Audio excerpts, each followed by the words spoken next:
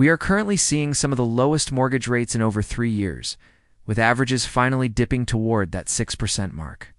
Many buyers in Virginia are asking if they should lock their rate now or wait to see if the Federal Reserve drops them even further. The danger of waiting is that every time rates drop, more buyers jump back into the market, which creates bidding wars and drives home prices higher.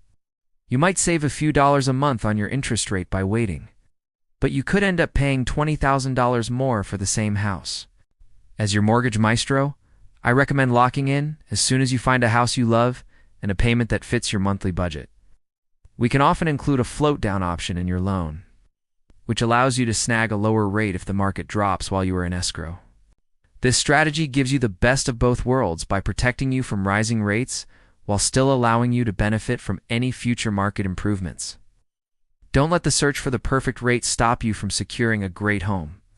So call me Duane Buziak at Coast to Coast Mortgage Lending today.